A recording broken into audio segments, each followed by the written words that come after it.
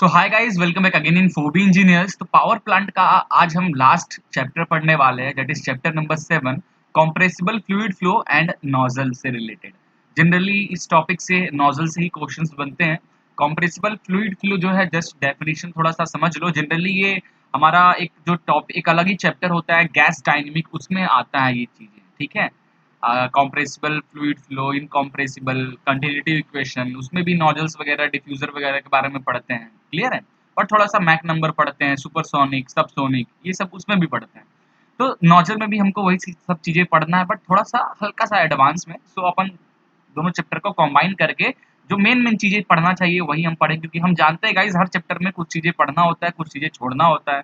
और जैसे कि मैं जो सीरीज बना रहा हूँ, ये सीरीज ऐसा मैं बना रहा हूँ कि आपको कम से कम टाइम में मैक्सिमम चीजें कंप्लीट हो जाए। तो आज से पहले 10 साल का पेपर मैं लास्ट में वीडियो के कराऊंगा, और आप देखोगे उसमें से जो क्वेश्चंस आते हैं वही क्वेश्चंस, जो चीजें मैं पढ़ाया हूँ उन्हीं में से क्वेश्चंस आते हैं, उसके हटकर क्वेश्चन नहीं बनते इस टॉपिक से।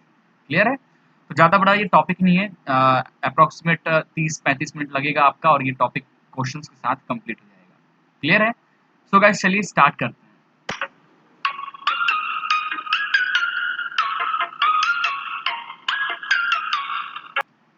सबसे पहले नोजल क्या है, या उससे पहले अपन समझ लेते हैं कहाँ कहाँ से मैं नोट्स लगा लगा कट पिट करके लगाया हूँ यहाँ पे, क्योंकि लॉकडाउन है गाइस, अब मैं खुद घर आया हुआ हूँ। तो कोई नोट्स वगैरह नहीं है, जो भी मेरे प्रीवियस नोट्स स्टोर है उसी के अकॉर्डिंग मैं आपको थोड़ा बहुत चीज़ें बता पा रहा हूँ, ठीक है। सबसे पहले देखते हैं इनकॉम्प्रेसिबल और कॉम्प्रेसिबल फ्लूइड क्या होता है, इसको समझते हैं एंड देन आगे बढ़ेंगे। So the liquid are incompressible since the effect of pressure on their density is negligible. For example, जैसे अगर हमारा ये पिस्टन, ये हमारा एक सिलेंडर है, इसके अंदर पिस्टन लगा हुआ है, इसके अंदर एक हमारा पिस्टन लगा हुआ है। तो जब मैं इसको पिस्टन पे फोर्स लगाऊंगा, तो जाहिर सी बात है अंदर के जो गैसेस होंगे, अंदर के जो गैसेस होंगे, या फिर अंदर की गैसेस नहीं, अंदर जो भी फ्लूइड होगा, एक्चुअली अपन फ्लूइड पढ़ रहे हैं तो बोलेंगे अंदर जो फ्लूइड होगा वो क्या होगा, इनकॉम्प्रेसिबल होगा। अपन प्रेशर लगा रहे हैं, तो प्रेशर की वजह से क्या हो रहा है, इस फ्लूइड पे फोर्स की वजह से इस फ्लूइड पे क्या हो रहा है, प्रेशर एक्ट हो रहा है। और इस प्रेशर एक्ट होने की वजह से क्या होगा, क्या ये दबेगा। अगर वाटर का एग्जांपल ले लिए जाए, वाटर हमारा क्या है, इनकॉम्प्रेसिबल फ्लूइड है ना। अपन वाटर को इनकॉम्प्रेसिबल हो, क्योंकि वो कॉम्प्रेस नहीं होता है। तो प्रेशर लगाने से डेंसिटी में कोई भी चेंजेस ना होना, इसको भी हम इनकॉम्प्रेसिबल फ्लूइड कहते हैं जनरली। क्लियर है। डेंसिटी चेंज हो रहा है, इसका मतलब वॉल्यूम भी चेंज हो जाएगा, है ना। यही हुआ ना, अगर डेंसिटी चेंज हो रहा है तो वॉल्यूम भी चेंज हो रहा है। तो क्या होगा, प्रेशर लगाने से ये पिस्टन मूव करने लगा। तो जाहिर सी बात है वो जो फ्लूइड होगा वो कॉम्प्रेसिबल टाइप का फ्लूइड होगा। बट जो वाटर होता है वो इनकॉम्प्रेसिबल टाइप का फ्लूइड होता है, ठीक है। इनकॉम्प्रेसिबल फ्लूइड होता है हमारा वाटर। अगर हम पिस्टन दबाएंगे तो पिस्टन हमारा, अगर आप बहुत देखोगे तो 1 mm ही आपको मूव करता हुआ दिखेगा, उसके बाद नहीं मूव करेगा, बिकॉज प्रेशर लगाने से फ्लूइड की डेंसिटी में कोई भी चेंजेस नहीं हो रहा है। बट अगर हम कॉम्प्रेसिबल फ्लूइड की बात करें, सच एज एग्जांपल में गैसेस की बात ले लेते हैं, तो जब भी हम इस पे प्रेशर लगाते हैं तो प्रेशर की वजह से इसकी डेंसिटी चेंज होती है, और डेंसिटी की वजह से इसकी स्पेसिफिक वॉल्यूम भी चेंज हो जाती है, ठीक है। ये इस तरीके के फ्लूइड जो होते हैं वो हमारे कॉम्प्रेसिबल फ्लूइड होते हैं। जनरली गैस हो गया, स्टीम हो गया, ये सब आता है इसमें। बस इतना ही जानना था ना। नोजल के बारे में हम यहाँ पे देखते हैं। नोजल क्या है, नोजल इज अ डक्ट, एक डक्ट है of smoothly varying cross section.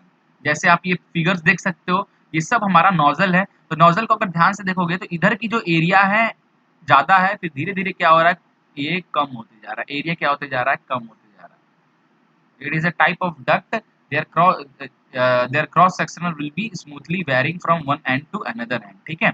So nozzle is a duct of smoothly varying cross section area in which a steadily flowing fluid can be made of accelerated by a pressure drop along the duct।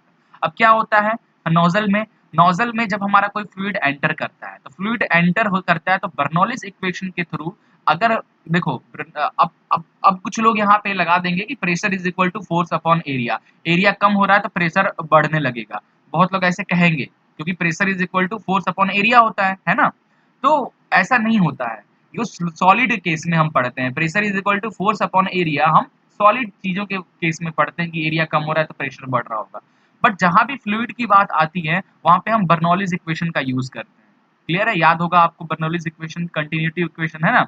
तो उसके according क्या होता है कि अगर pressure area कम हो रहा है तो प्रेशर क्या होगा, प्रेशर भी कम होगा, जिसकी वजह से वेलोसिटी बढ़ती है। तो नोजल में हमेशा याद रखना यही चीज होता है, प्रेशर एनर्जी जो होता है वो काइनेटिक एनर्जी में कन्वर्ट हो जाता है, pressure reduces and velocity increases. Okay, कुछ एप्लीकेशंस है नोजल के, like steam and gas turbine में यूज करते हैं, जेट इंजन में यूज करते हैं, रॉकेट मोटर में यूज करते हैं, फ्लो मेजरमेंट में भी हम इसका यूज करते हैं। फ्लो मेजरमेंट में ऑरिफिस मीटर, वेंचुरी मीटर में भी बीच में थ्रॉट वो सब होता है, अपन पढ़े थे, उसी चीज से रिलेटेड ये टॉपिक है जनरली। एक और बहुत अच्छा डेफिनेशन मेरे नोट्स के अकॉर्डिंग लिखा गया था, a nozzle is defined as a passage of uniform varying cross section in which the velocity therefore kinetic energy fluid increases and at the expense of pressure energy. तो क्या होता है, generally nozzle में pressure energy जो होता है वो convert हो जाता है काइनेटिक एनर्जी में, जिसकी वजह से आपको हाई वेलोसिटी एट आउटलेट पे मिलता है ना। अब हम कुछ पढ़ने वाले हैं इसकी कैलकुलेशन के टॉपिक्स में, ज़्यादा कैलकुलेशन नहीं, आपको ध्यान देना है, बस थोड़ा सा चीज़ें आप समझ लें, बाकी क्वेश्चन आता तो है क्वेश्चन, ठीक है।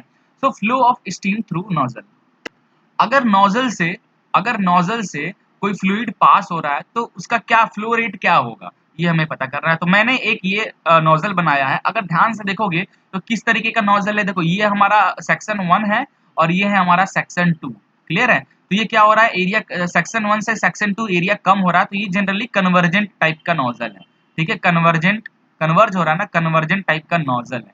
डाइवर्जेंट कैसे होता, डाइवर्जेंट कैसे होता है, एरिया कम से ज्यादा होता है, अगर इस तरीके का सेक्शन 1 से 2 तक, तो इसको हम लोग डाइवर्जेंट कहते हैं, ठीक है, divergent type. So according to steady flow energy equation, अगर आपको मान लीजिए सेक्शन 1 पे प्रेशर 1 है फ्लूइड का, वेलोसिटी v1 है, डेंसिटी ρ1 है, and there will B c1, ठीक है, sorry volume flow rate, here V for volume, ठीक है, V for volume। So at inlet pressure P1, volume V1, density ρ1 और velocity of fluid will be C1। And 2 पे जब वो converse होकर बाहर निकलेगा तो जाहिर सी बात है सारी चीजें चेंज हो जाएंगी, प्रेशर भी चेंज हो जाएगा, वेलोसिटी भी चेंज हो जाएगा, वॉल्यूम भी चेंज हो जाएगा, वेलोसिटी भी चेंज हो जाएगा, डेंसिटी भी चेंज होना ही होना है, ठीक है, क्योंकि कन्वर्जेंट हो रहा है। तो हमारा जो स्टडी फ्लो इक्वेशन है दैट इज क्या होता है, steady flow equation Q plus M H one, enthalpy के केस में C1 का square upon two C1 that is velocity, ठीक है, प्लस Z1 G, Z1 क्या होता है हमारा डेटम से हाइट, ठीक है, ये प्लस M और इधर वर्क डन, ठीक है, सेम होता है इधर H2 वर्क डन। तो यहाँ पे क्योंकि ये इंसुलेटेड होता है हमारा, तो देयर फॉर नो इंसुलेटेड होने की वजह से there will be no heat exchange, और हीट एक्सचेंज नहीं, और नोजल है वर्क तो होता नहीं है नोजल में, therefore work done will be also zero, and Z1 Z2 change in potential energy is also zero, datum की डिस्टेंस भी दोनों की सेम है एग्जिट और इनलेट पे, therefore its value Z1 is equal to Z2।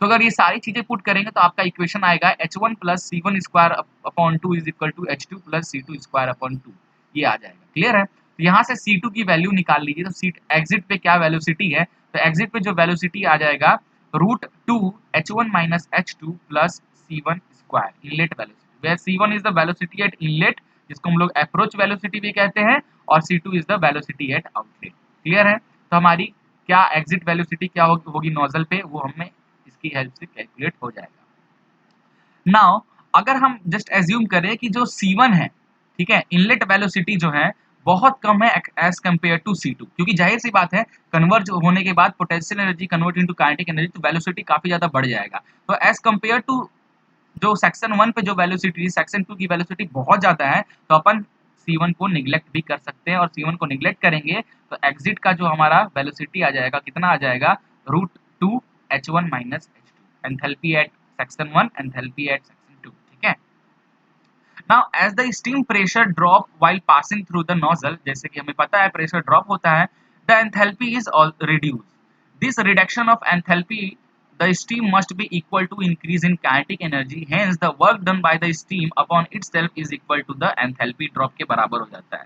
therefore we can write that work done is equal to enthalpy के बराबर, तो H1 minus H2 minus VdP that is the work done, ठीक है।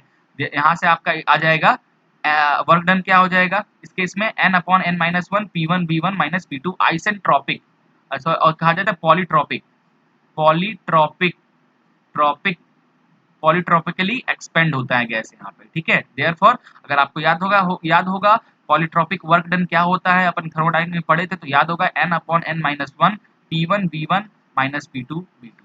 Clear है, ये हमारा equal हो जाएगा। देयरफॉर यहाँ से क्या करते हैं अपन, सब्स्टिट्यूट इन इक्वेशन H1। तो यहाँ पे जो हमारा इक्वेशन नंबर 1 है, this is equation number 1, H1 minus H2 की जगह पर अगर हम ये वैल्यू पुट कर दें, ये वैल्यू पुट कर दें, तो हमने पुट कर दिया, तो रूट को मैंने 1/2 में लिख दिया और ये 2 जो है हमारा वैसा ही है और हमने ये वैल्यू यहाँ पे पुट कर दी लाइक दिस। ओके, तो इसको फिर मैंने क्या किया, इसको थोड़ा सा P1 V1 मैंने इसमें से कॉमन ले लिया, तो P1 V1 कॉमन ले लिया तो यहाँ पे क्या आ जाएगा, 1 minus P2 V2 upon P1 V1 आ जाएगा। ठीक है, now but in polytropic process P1 V1 का power n is equal to P2 V2 exit पे पावर n हो जाएगा। Therefore in polytropically expand V2 upon V1 is equal to P1 upon P2 का power 1/n। Clear है, therefore यहाँ से हम P2 upon P1 को क्या लिख सकते हैं, P2 upon P1 into this which is equal to P2 upon P1 n minus 1 upon gamma. Clear है, हो जाएगा, है ना। Therefore we can put P2 V2 upon P1 V1 is equal to like this, P2 upon P1 n minus 1 upon n, ये हो जाएगा। ठीक है,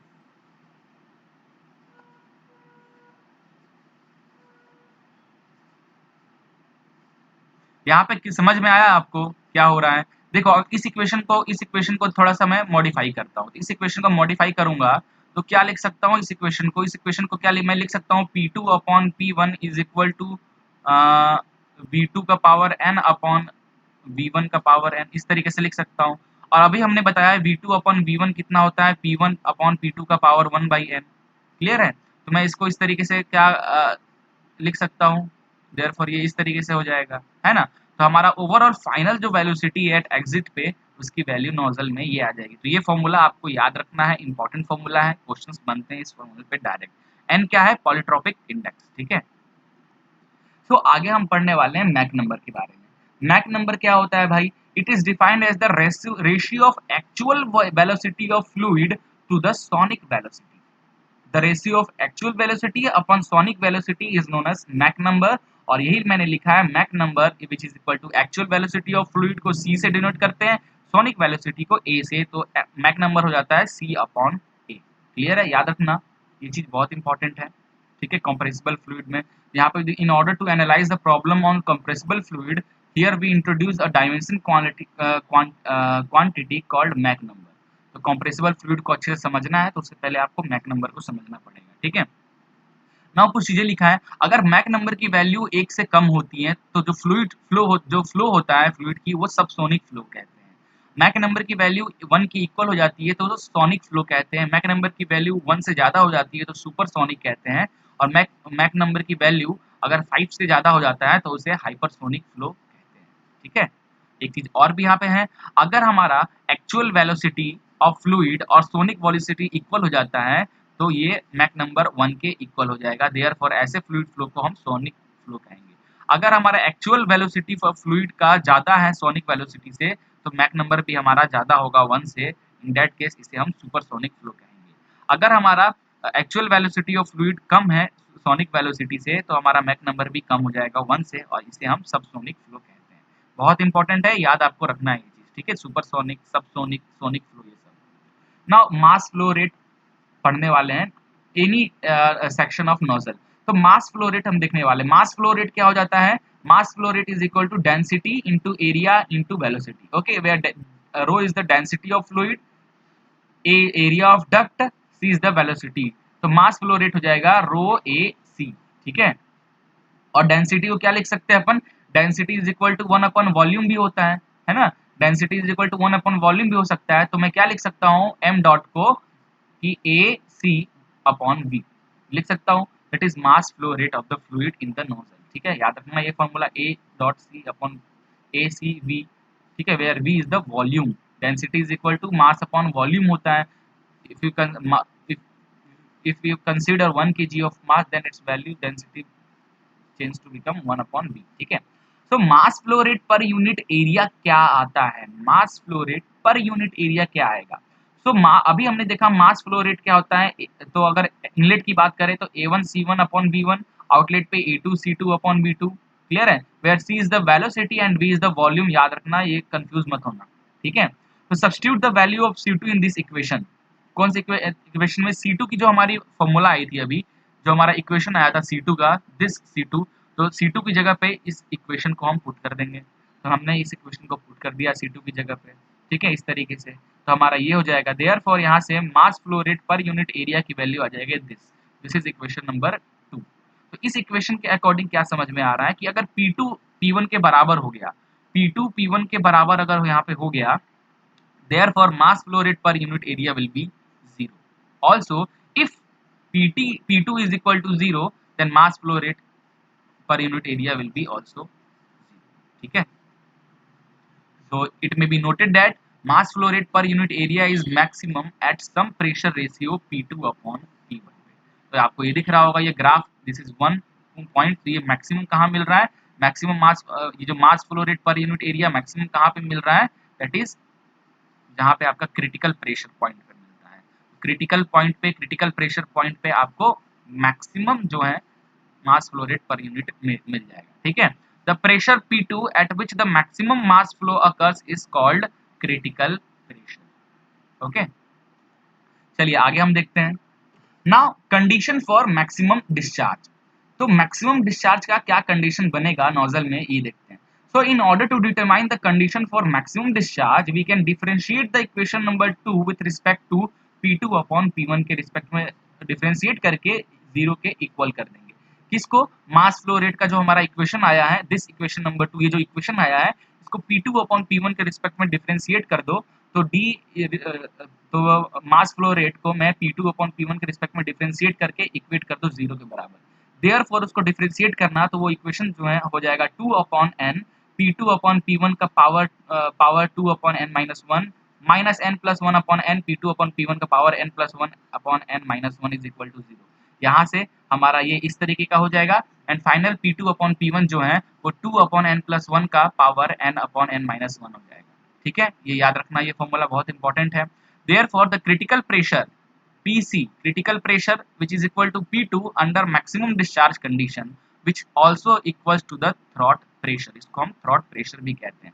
Therefore PC upon P1, that is where PC critical pressure is equal to P2, therefore we can write that P2 की जगह पे PC upon P1 which is equal to, और which is also called the, क्योंकि यहाँ पे maximum हमको क्या मिल रहा है, मैक्सिमम डिस्चार्ज मिल रहा है इस पॉइंट पे, देयरफॉर इसे हम थ्रॉट प्रेशर भी कह सकते हैं, ठीक है। देयरफॉर PT अपॉन P1 भी हो जाएगा हमारा 2 upon n plus 1 power n minus n upon n minus 1। तो ये इंपॉर्टेंट चीजें हैं, तो याद रखना है आपको। नाउ टाइप्स ऑफ नोजल पढ़ने वाले हैं। टाइप्स ऑफ नोजल में सबसे पहले हम कन्वर्जेंट नोजल पढ़ेंगे। तो कन्वर्जेंट नोजल में फॉर एग्जांपल ये हमारा कन्वर्जेंट नोजल है, ये पॉइंट 1 सेक्शन 1, यहाँ पे प्रेशर P1 है, यहाँ पे जो प्रेशर बाहर निकलेगा, यहाँ से जो प्रेशर बाहर निकलेगा वो एग्जिट प्रेशर होगा, ठीक है, एग्जिट प्रेशर होगा। For example if exit pressure is greater than critical pressure, okay, the minimum exit pressure PE can only maintain to critical pressure PC, ठीक है, ये चीज आपको माइंड में रखना है। नाउ कन्वर्जेंट डाइवर्जेंट नोजल की बात करें, तो ये P1 है, ये P2 है, तो थ्रॉट पे, ये जो थ्रॉट वाला पार्ट है, ठीक है, ये जो थ्रॉट होता है, ये कन्वर्जेंट यहाँ पे आया, यहाँ पे थोड़ा सा थ्रॉट मिलता है, फिर ये डाइवर्ज हो जाता है। तो एट दैट पॉइंट जो हमारा थ्रॉट प्रेशर होता है वो क्रिटिकल प्रेशर के बराबर होता है, अभी पीछे देखा है ना। इसका मतलब क्या हुआ कि जो एग्जिट प्रेशर यहाँ पे होगा, जो एग्जिट प्रेशर होगा वो अपना क्रिटिकल प्रेशर से कम होगा, ठीक है, कहाँ पे, हमारे थ्रॉट पे, क्योंकि यहाँ पे डाइवर्जिंग भी है, ओके। सो और भी डिटेल में पढ़ते हैं। In a convergent divergent nozzle the velocity of gas increases from subsonic condition at inlet, ये इंपॉर्टेंट है, subsonic condition at inlet to supersonic condition at exit, supersonic condition and exist with sonic velocity at the throat where the pressure drop continuously from inlet to exit। तो यहाँ पे देखो subsonic flow, ये हमारा convergent nozzle है, ये हमारा divergent nozzle है।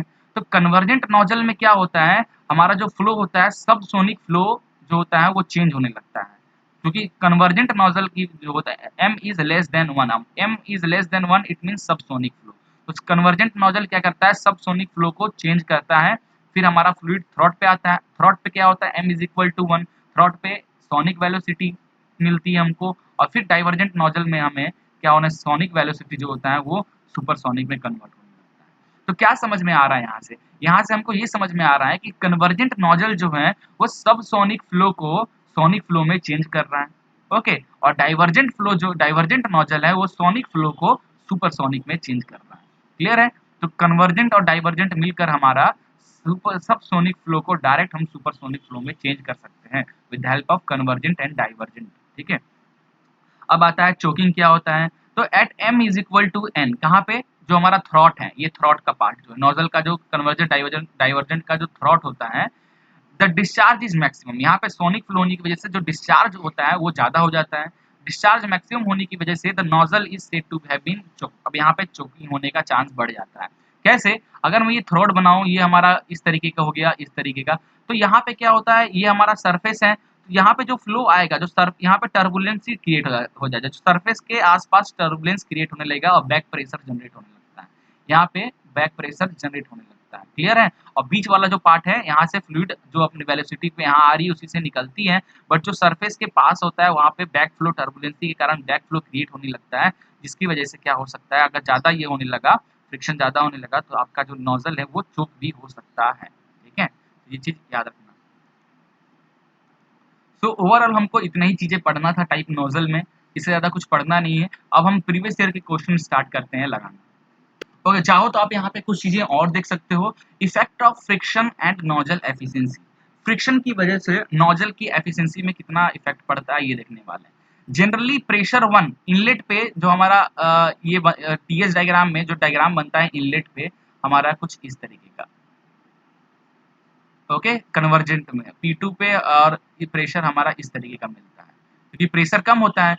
तो प्रेशर कम हो रहा है, ये कन्वर्जेंट टाइप का नोजल है, ठीक है, प्रेशर कम हो रहा है, तो जनरली जो ये है, थ्योरेटिकली बात करें, द रिवर्सिबल एडियाबैटिक और isentropic expression without friction is represented by the 1 2। तो अगर फ्रिक्शन नहीं है, ठीक है, अगर थ्योरेटिकली अगर हम बात करें नोजल की, तो जो हमारा जो टेम्परेचर में चेंजेस होगा वो 1 से 2 डैश होगा। क्लियर है? बट फ्रिक्शन होने की वजह से ये जो चेंजेस हैं 1 से 2 हो जाता है इन टीएच डायग्राम। ठीक है, देयरफॉर एंथैल्पी जो है जनरली ड्रॉप जो होना चाहिए H1 से H2 डैश पे होना चाहिए, बट प्रैक्टिकली फ्रिक्शन की वजह से एंथैल्पी ड्रॉप जो होता है H1 से H2 तक। ठीक है, but actual the expansion take place 1 से 2, ठीक है, due to loss of overcoming friction losses. Okay, the friction in nozzle are due to wall friction की वजह से और फ्लूइड फ्रिक्शन की वजह से। ठीक है, वॉल फ्रिक्शन की वजह से इंक्रीजेस एंट्रोपी, इंक्रीज होता है, and process not isentropic, process जो होता है वो आइसेंट्रोपिक ना रह के पॉलीट्रोपिक में कन्वर्ट हो जाता है। और ड्यू टू फ्लूइड फ्रिक्शन की वजह से, फ्लूइड फ्रिक्शन जो है ये किस में ज्यादा होता है, कन्वर्जेंट पार्ट वाला जो नोजल होता है उसमें फ्लूइड फ्रिक्शन ज्यादा होता है। ठीक है,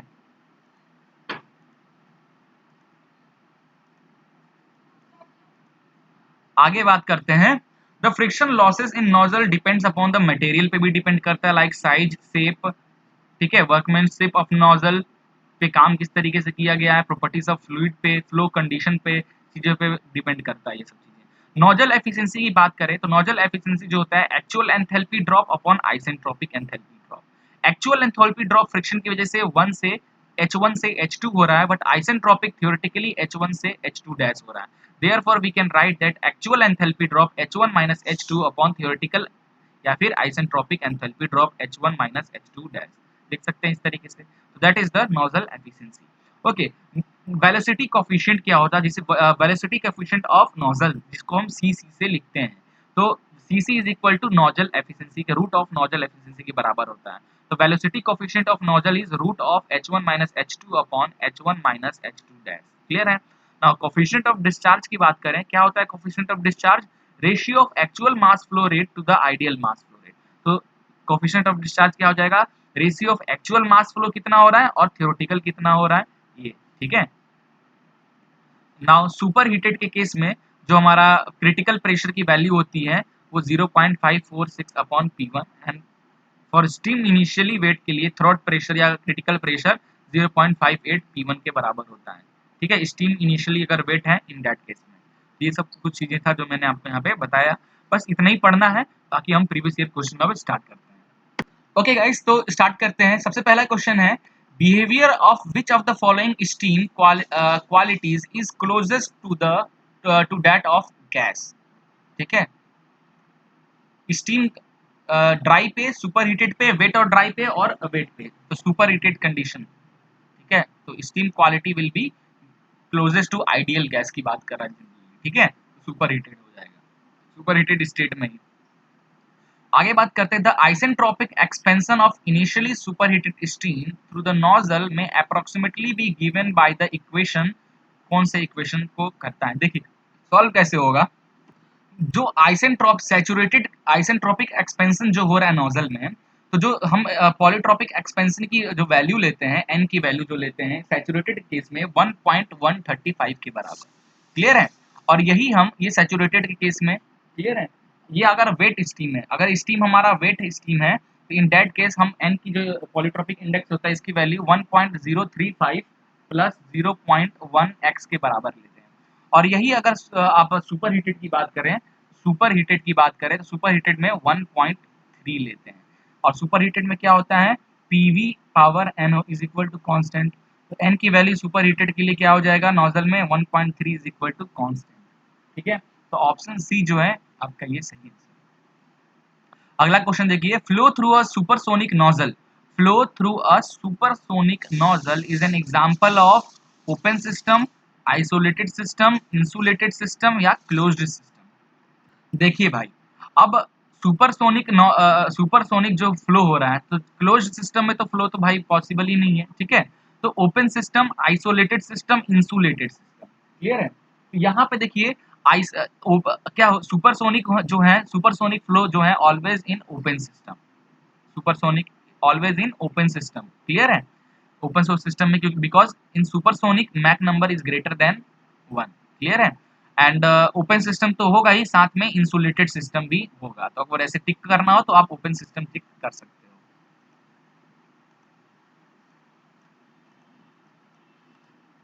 चलिए अगला क्वेश्चन है, for a convergent nozzle if it's exist pressure is less than critical pressure, the mass rate of flow will be increasing, zero, decreasing या कांस्टेंट। हमने कुछ चीज पढ़े थी, हमने कुछ पढ़ा था कि कन्वर्जेंट नोजल था, अगर हमारा हमारा अगर कन्वर्जेंट नोजल है, अगर आपको याद होगा ग्राफ की बात करें, इसकी ग्राफ की बात करें नोजल का, तो कुछ इस तरीके का ग्राफ बनता है एंड देन इस तरीके से डाउन होने लगता है। ओके, ये हमारा P2 अपॉन P1 का बताता है, और ये मास flow rate per unit area का बताता है। ये जो पॉइंट होती है जहां से स्टार्ट हुआ है इस तरीके से, दैट दैट इज क्या बोलते हैं इसको, दैट इज क्रिटिकल प्रेशर और एग्जिट प्रेशर यहाँ पे। तो ये जो पॉइंट होता है, ये जो केस होता है, that is the choking of nozzle. ठीक है, चोकिंग ऑफ नोजल। क्लियर है, तो अगर पीई की एग्जिट प्रेशर की value critical that is a critical point, ठीक है, where choking will be present, ये क्रिटिकल पॉइंट से अगर कम होता है हमारी एग्जिट प्रेशर की value, in that case mass flow rate will be क्या होगा, constant, it will be constant. ठीक है,